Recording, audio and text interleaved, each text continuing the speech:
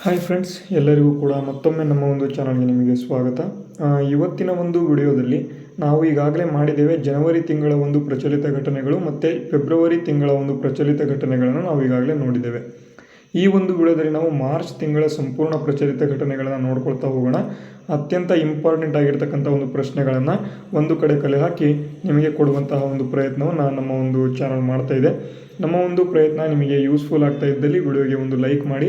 ಅದರ ಜೊತೆಗೆ ಯಾರ್ಯಾದರೂ ಇನ್ನೂ ಕೂಡ ನಮ್ಮ ಚಾನಲ್ನ ಸಬ್ಸ್ಕ್ರೈಬ್ ಮಾಡ್ಕೊಂಡಿಲ್ಲ ಅಂತ ಅಂದರೆ ತಪ್ಪದೆ ನಮ್ಮ ಚಾನಲ್ನ ಸಬ್ಸ್ಕ್ರೈಬ್ ಮಾಡಿಕೊಳ್ಳುವುದರ ಮೂಲಕ ನೀವು ನಮಗೆ ಸಪೋರ್ಟ್ನ ಮಾಡ್ಬೋದು ಅಂತ ಹೇಳ್ತಾ, ಈಗ ಇವತ್ತಿನ ಒಂದು ಮೊದಲನೇ ಪ್ರಶ್ನೆಯ ಒಂದು ಈಗ ನೋಡ್ಕೊಳ್ತಾ ಹೋಗೋಣ. ಏನಪ್ಪ ಮೊದಲನೇ ಪ್ರಶ್ನೆ ಅಂತ ಅಂದರೆ, ಇಲ್ಲಿ ನೋಡ್ಬೋದು ಬಾಹ್ಯಾಕಾಶ ಸಂಸ್ಥೆ ಅಂತ ಅಂದರೆ ಯಾವ ಬಾಹ್ಯಾಕಾಶ ಸಂಸ್ಥೆ ಸ್ಪಿಯರ್ ಎಕ್ಸ್ ಎಂಬತಕ್ಕಂತಹ ದೂರದರ್ಶಕವನ್ನು ಉಡಾವಣೆ ಮಾಡಲು ಸಿದ್ಧತೆಯನ್ನು ಇಲ್ಲಿ ನಡೆಸ್ಕೊಳ್ತಾ ಇದೆ ಅಂತ. ಅಂದರೆ ಈಗಾಗಲೇ ಇದನ್ನು ಉಡಾವಣೆ ಮಾಡೋದಕ್ಕೆ ಏನು ಸಿದ್ಧತೆಯನ್ನು ನಡೆಸ್ತಾ ಇದ್ದಾರೆ. ಉಡಾವಣೆ ಮಾಡಿದಾಗ ಇನ್ನೊಂದ್ಸಲಿ ನ್ಯೂಸಲ್ಲಿ ಬರುತ್ತೆ, ಆವಾಗ ಇನ್ನೊಂದ್ಸಲಿ ನೋಡೋಣ. ಆದರೆ ಈಗ ಈ ಒಂದು ನ್ಯೂಸಲ್ಲಿ ಏನಪ್ಪ ಬಂದಿದೆ ಅಂತ ಅಂದರೆ, ಈ ಒಂದು ಸ್ಪಿಯರ್ ಎಕ್ಸ್ ಎಂಬತಕ್ಕಂಥದ್ದು ನ್ಯೂಸಲ್ಲಿ ಬಂದಿದೆ.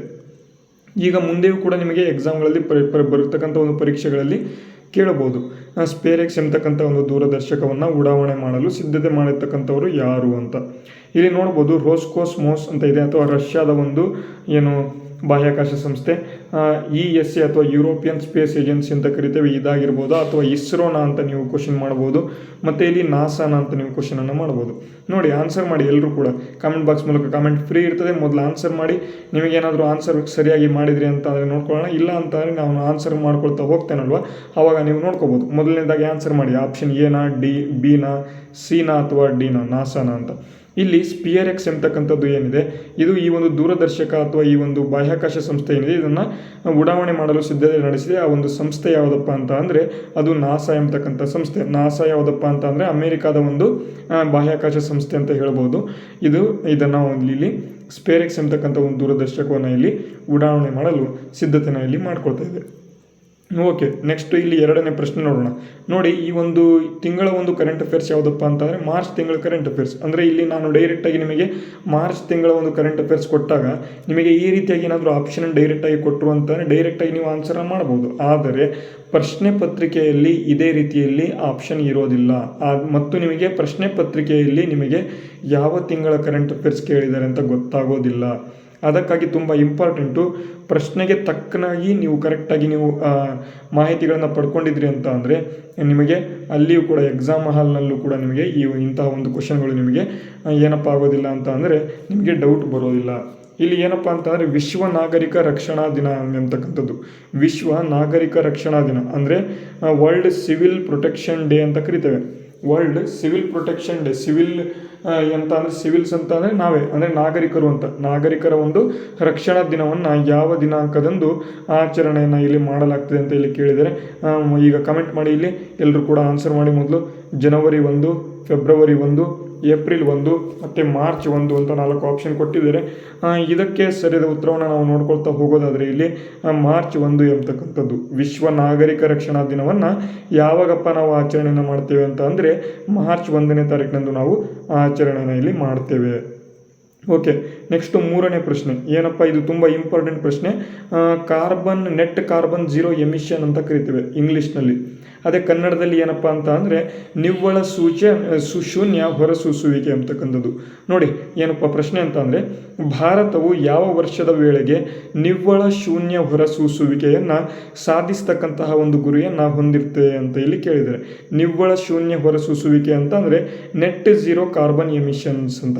ನೆಟ್ ಝೀರೋ ಕಾರ್ಬನ್ ಎಮಿಷನ್ಸ್ ಅಂತ ಇದನ್ನು ಎಲ್ಲರೂ ಕೂಡ ಕೇಳಿರ್ತೀರ, ನೆಟ್ ಝೀರೋ ಎಮಿಷನ್ಸ್ ಅಂತ.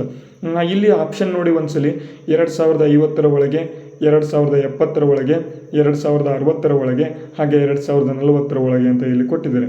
ತುಂಬ ಇಂಪಾರ್ಟೆಂಟ್ ಇದು. ನೋಡಿ, ನೆಟ್ ಝೀರೋ ಕಾರ್ಬನ್ ಎಮಿಷನನ್ನು 2070 ಒಳಗೆ ನಮ್ಮ ಒಂದು ಭಾರತ ಇಲ್ಲಿ ಇದನ್ನು ಒಂದು ಹೊರಸೂಸುವಿಕೆ ಏನಿದೆ ಇದನ್ನು ಕಡಿಮೆ ಮಾಡ್ತಕ್ಕಂಥ ಒಂದು ಸಾಧಿಸುವ ಒಂದು ಗುರಿಯನ್ನು ಇಲ್ಲಿ ಹೊಂದಿರತಕ್ಕಂಥದ್ದು. ಆಪ್ಷನ್ ಬಿ ಸರಿಯಾದ ಉತ್ತರ. ಓಕೆ, ಮುಂದಿನ ಪ್ರಶ್ನೆ ನೋಡಿ, ತುಂಬ ಇಂಪಾರ್ಟೆಂಟ್ ಇದೆ.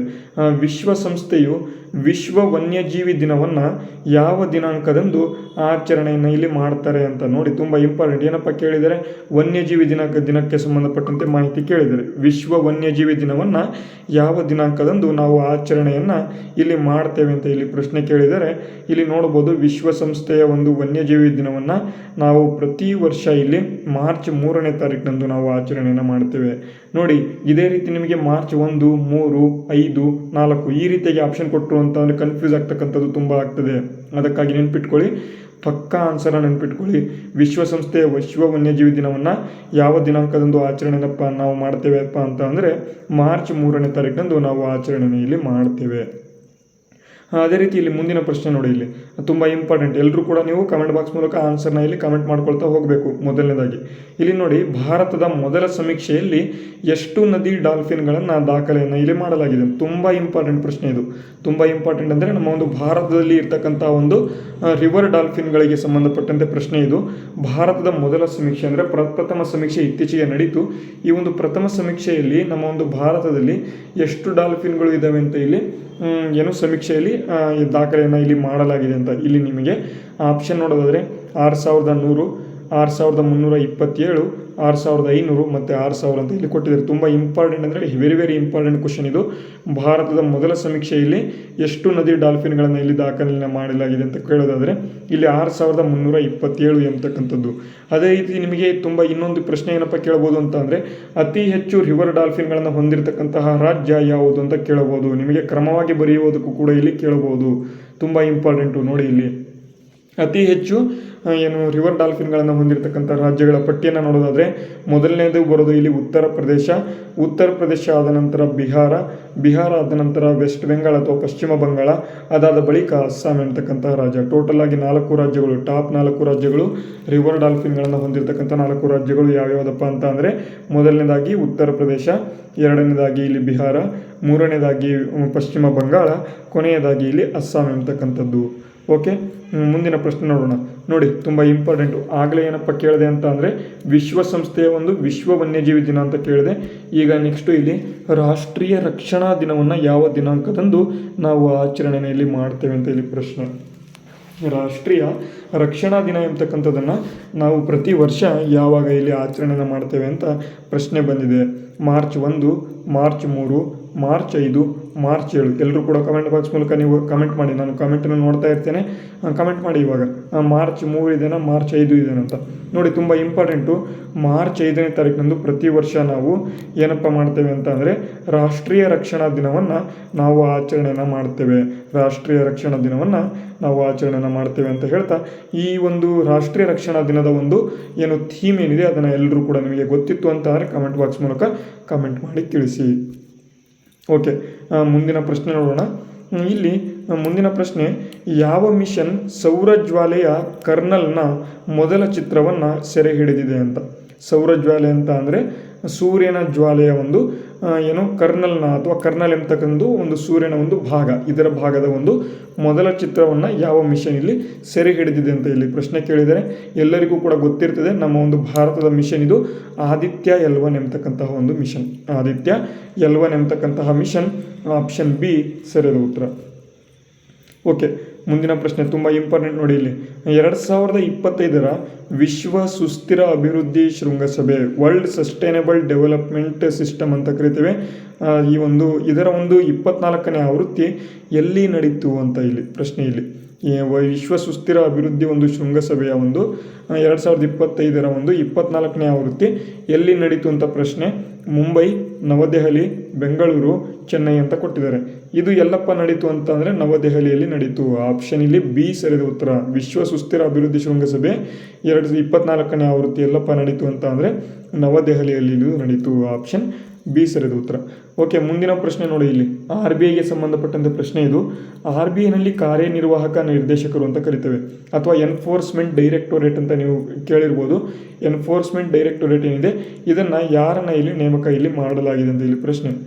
RBIನಲ್ಲಿ ಕಾರ್ಯನಿರ್ವಾಹಕ ನಿರ್ದೇಶಕರಾಗಿ ಯಾರನ್ನ ಇಲ್ಲಿ ನೇಮಕವನ್ನು ಇಲ್ಲಿ ಮಾಡಲಾಗಿದೆ ಅಂತ ಇಲ್ಲಿ ಪ್ರಶ್ನೆ ಕೇಳಿದರೆ ಇದಕ್ಕೆ ಸರಿಯಾದ ಉತ್ತರ ನಾವು ನೋಡೋದಾದರೆ ರಘುರಾಮ್ ರಾಜನ್, ಉರ್ಜಿತ್ ಪಟೇಲ್, ವೈರಲ್ ಆಚಾರ್ಯ ಮತ್ತು ಇಲ್ಲಿ ಅಜಿತ್ ರತ್ನಾಕರ್ ಜೋಶಿ ಅಂತಕ್ಕಂಥವ್ರು. ಇಲ್ಲಿ ಸರಿಯಾದ ಉತ್ತರ ನೋಡಿ. ಇಲ್ಲಿ ಅಜಿತ್ ರತ್ನಾಕರ್ ಜೋಶಿ ಅವರು ಈ ಒಂದು RBIನ ಒಂದು ಕಾರ್ಯನಿರ್ವಾಹಕ ಒಂದು ನಿರ್ದೇಶಕರಾಗಿ ನೇಮಕವನ್ನು ಮಾಡಲಾಗಿದೆ. ಆಪ್ಷನ್ ಇಲ್ಲಿ ಡಿ ಸರಿಯಾದ ಉತ್ತರ, ಅಜಿತ್ ರತ್ನಾಕರ ಜೋಶಿ ಅಂತಕ್ಕಂಥದ್ದು.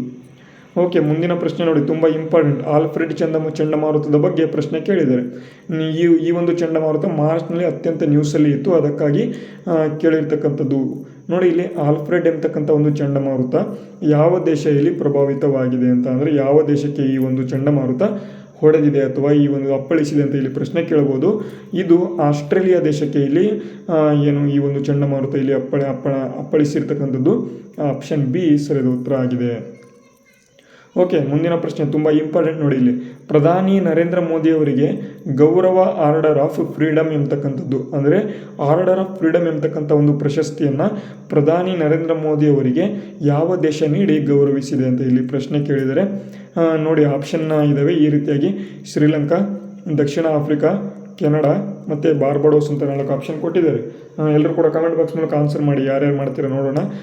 ಈ ಒಂದು ಬಾರ್ಬಡೋಸ್ ಎಂಬತಕ್ಕಂಥ ಒಂದು ದೇಶ ಏನಿದೆ, ಈ ಒಂದು ಗೌರವ ಆರ್ಡರ್ ಆಫ್ ಫ್ರೀಡಮ್ ಎಂಬತಕ್ಕಂಥ ಒಂದು ಪ್ರಶಸ್ತಿಯನ್ನು ಪ್ರಧಾನಮಂತ್ರಿ ನರೇಂದ್ರ ಮೋದಿಯವರಿಗೆ ಕೊಟ್ಟು ಗೌರವಿಸಿದೆ.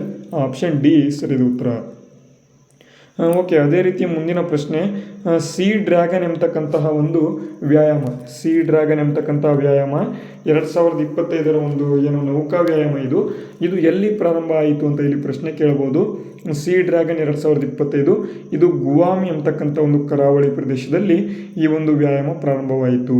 ಅದೇ ರೀತಿ ಇಲ್ಲಿ ನಿಮಗೆ ಪ್ರಶ್ನೆ ಕೇಳಬಹುದು, ಈ ಒಂದು ಗುವಾಮ್ ಕರಾವಳಿ ಏನಿದೆ ಎಲ್ಲಿ ಇದೆ, ಯಾವ ಒಂದು ಸಾಗರದಲ್ಲಿದೆ ಅಂತ ಇಲ್ಲಿ ಪ್ರಶ್ನೆ ಕೇಳಬಹುದು. ಇದು ಪೆಸಿಫಿಕ್ ಮಹಾಸಾಗರದಲ್ಲಿ ನಿಮಗೆ ಕಂಡು ಬರ್ತದೆ. ಆಪ್ಷನ್ ಎ ಸರಿಯಾದ ಉತ್ತರ ಆಗ್ತದೆ, ಗುವಾಮ್ ಕರಾವಳಿ ಅಂತಕ್ಕಂಥದ್ದು. ಓಕೆ, ಮುಂದಿನ ಪ್ರಶ್ನೆ ತುಂಬ ಇಂಪಾರ್ಟೆಂಟ್ ಇದೆ ನೋಡಿ. 2025 ICC ಚಾಂಪಿಯನ್ಸ್ ಟ್ರೋಫಿಯನ್ನು ನ್ಯೂಜಿಲೆಂಡ್ ತಂಡವನ್ನು ಸೋಲಿಸುವ ಮೂಲಕ ಗೆದ್ದಂತಹ ದೇಶ ಯಾವುದು ಅಂತ ಇಲ್ಲಿ ಕೇಳಿದ್ದಾರೆ. ICC ಚಾಂಪಿಯನ್ಶಿಪ್ ಟ್ರೋಫಿಯನ್ನು 2025 ಯಾರಪ್ಪ ಗೆದ್ದರು ಅಂತ ಇಲ್ಲಿ ಪ್ರಶ್ನೆ ಕೇಳಿದರೆ ಎಲ್ಲರಿಗೂ ಕೂಡ ಗೊತ್ತಿದೆ, ನಮ್ಮ ಒಂದು ಭಾರತ ಈ ಒಂದು 2025 ICC ಚಾಂಪಿಯನ್ಶಿಪ್ ಟ್ರೋಫಿಯನ್ನು ಇಲ್ಲಿ ಗೆದ್ದಿರ್ತಕ್ಕಂಥದ್ದು ಅಂತ ಎಲ್ಲರಿಗೂ ಕೂಡ ಗೊತ್ತಿದೆ. ಅದೇ ರೀತಿ ಇಲ್ಲಿ ಇನ್ನೊಂದು ಪ್ರಶ್ನೆ ಕೇಳಬಹುದು, ಭಾರತ ಇದುವರೆಗೆ ICC ಚಾಂಪಿಯನ್ಶಿಪ್ ಟ್ರೋಫಿಯನ್ನು ಎಷ್ಟು ಬಾರಿ ಗೆದ್ದಿದೆ ಅಂತ ಇಲ್ಲಿ ಪ್ರಶ್ನೆ ಕೇಳಬಹುದು. ಯಾಕೆ ಅಂತ ಅಂದರೆ ತುಂಬ ಇಂಪಾರ್ಟೆಂಟ್ ಇದು. ಇದುವರೆಗೂ ನಮ್ಮ ಒಂದು ಭಾರತ 3 ಬಾರಿ ಗೆದ್ದಿರ್ತಕ್ಕಂಥದ್ದು. ಹಾಗಾದರೆ ಯಾವ ಇಸವಿಯಲ್ಲಿದೆ ಎಲ್ಲರೂ ಕೂಡ ಯಾರಿಗಾದರೂ ಗೊತ್ತಿದ್ರೆ ಕಮೆಂಟ್ ಬಾಕ್ಸ್ ಮೂಲಕ ನೀವು ತಿಳಿಸ್ಬೋದು. ಓಕೆ, ಮುಂದಿನ ಪ್ರಶ್ನೆ, ಭಾರತವು ಯಾವ ದೇಶದೊಂದಿಗೆ ಜಂಟಿ ವಿಶೇಷ ಪಡೆಗಳ ವ್ಯಾಯಾಮ ಅಥವಾ ಖಾಂಜಾರ್ 12 ನಡೆಸ್ತಾ ಇದೆ ಅಂತ ಇಲ್ಲಿ ಕೇಳಿದ್ದಾರೆ. ಯಾವ ದೇಶದೊಂದಿಗೆ ಖಾಂಜಾರ್ 12 ಈ ಒಂದು ವಿಶೇಷ ವ್ಯಾಯಾಮ ಏನಿದೆ ಇದನ್ನು ನಡೆಸ್ತಾ ಇದೆ, ಯಾವ ದೇಶದ ನಡುವೆ ನಡೀತಾ ಇದೆ ಅಂತ ಇಲ್ಲಿ ಕೇಳಿದರೆ ಇದು ಪ್ರತಿ ವರ್ಷ ಭಾರತ ಮತ್ತು ಕಿರ್ಗಿಸ್ತಾನ್ ಎಂಬತಕ್ಕಂಥ ಒಂದು ದೇಶಗಳ ನಡುವೆ ನಡೀತದೆ. ಆಪ್ಷನ್ ಬಿ ಇಲ್ಲಿ ಕಿರ್ಗಿಸ್ತಾನ್ ದೇಶ ಇದನ್ನು ಇಲ್ಲಿ ಮತ್ತು ಭಾರತ ದೇಶ ಈ ಒಂದು ವ್ಯಾಯಾಮವನ್ನು ನಡೆಸ್ತಾ ಇದ್ದಾವೆ. ಆಪ್ಷನ್ ಬಿ ಸರಿಯಾದ ಉತ್ತರ. ಅದೇ ರೀತಿ ಮುಂದಿನ ಪ್ರಶ್ನೆ, ಇತ್ತೀಚೆಗೆ ಘೋಷಣೆ ಮಾಡಿರ್ತಕ್ಕಂತಹ ಒಂದು ಮಾಧವ್ ಹುಲಿ ಮೀಸಲು ಪ್ರದೇಶ ಇತ್ತೀಚೆಗೆ ಘೋಷಣೆ ಮಾಡಿದ್ದಾರೆ. ಹಾಗಾದರೆ ಇದು ಯಾವ ರಾಜ್ಯದಲ್ಲಿದೆ ಅಂತ ಇಲ್ಲಿ ಪ್ರಶ್ನೆ ಕೇಳಬಹುದು. ಈ ಒಂದು ಮಾಧವ್ ಎಂಬತಕ್ಕಂಥ ಒಂದು ಹುಲಿ ಮೀಸಲು ಪ್ರದೇಶ ಯಾವ ರಾಜ್ಯದಲ್ಲಿದೆ ಅಂತಪ್ಪ ನೋಡೋದಾದರೆ ಇಲ್ಲಿ ಮಧ್ಯಪ್ರದೇಶ ರಾಜ್ಯದಲ್ಲಿ ಇದು ಕಂಡು ಬರ್ತದೆ. ಆಪ್ಷನ್ ಬಿ ಸರಿಯಾದ ಉತ್ತರ. ಅದೇ ರೀತಿ ಮುಂದಿನ ಪ್ರಶ್ನೆ ತುಂಬ ಇಂಪಾರ್ಟೆಂಟ್, ಇದು ಜನವರಿಯಲ್ಲಿ ಈ ಒಂದು ಪ್ರಶ್ನೆ ತುಂಬ ಪ್ರಚಲಿತದಲ್ಲಿತ್ತು. ಹಾಗಾದರೆ ಮಾರ್ಚಲ್ಲಿ ಮತ್ತೆ ಬಂದಿದೆ ನೋಡಿ. 2025 ವೇವ್ಸ್ ಎಂಬತಕ್ಕಂಥ ಒಂದು ಶೃಂಗಸಭೆಯನ್ನು ಯಾವ ನಗರದಲ್ಲಿ ಆಯೋಜನೆ ಮಾಡ್ತಾ ಇದೆ ಅಂತ ಇಲ್ಲಿ ಪ್ರಶ್ನೆ ಕೇಳಿದರೆ ತುಂಬ ಇಂಪಾರ್ಟೆಂಟ್ ಇದು ನೋಡಿ. ವೇವ್ಸ್ ಶೃಂಗಸಭೆ ಯಾವ ನಗರದ ಇಲ್ಲಿ ಆಯೋಜನೆ ಮಾಡ್ತಾ ಇದೆ ಅಂತ ಇಲ್ಲಿ ಪ್ರಶ್ನೆ ಕೇಳಿದರೆ ನವದೆಹಲಿ, ಬೆಂಗಳೂರು, ಮುಂಬೈ, ಚೆನ್ನೈ ಅಂತ ಇಲ್ಲಿ 4 ಆಪ್ಷನ್ ಕೊಟ್ಟಿದ್ದಾರೆ. ಇದನ್ನು ವೇವ್ಸ್ ಶೃಂಗಸಭೆಯನ್ನು ಮುಂಬೈನಲ್ಲಿ ಇತ್ತೀಚೆಗೆ ಆಯೋಜನೆ ಮಾಡಿದರೆ. ಆಪ್ಷನ್ ಸಿ ಸರಿಯಾದ ಉತ್ತರ. ಅದೇ ರೀತಿ ಮಹಿಳಾ ಸಮೃದ್ಧಿ ಯೋಜನೆಯನ್ನು ಎಲ್ಲಿ ಜಾರಿಗೆ ತರಲಾಗುತ್ತದೆ ಅಂತ ಇಲ್ಲಿ ಪ್ರಶ್ನೆ ಕೇಳಿದರೆ ಮಹಿಳಾ ಸಮೃದ್ಧಿ ಯೋಜನೆಯನ್ನು ಈ ವರ್ಷ 2025 ದೆಹಲಿಯ ಒಂದು ಮುಖ್ಯಮಂತ್ರಿಗಳು ಇದನ್ನು ಜಾರಿಗೆ ತಂದಿದ್ದಾರೆ. ನವದೆಹಲಿಯಲ್ಲಿ ಇದು ಜಾರಿಗೆ ಬರ್ತದೆ.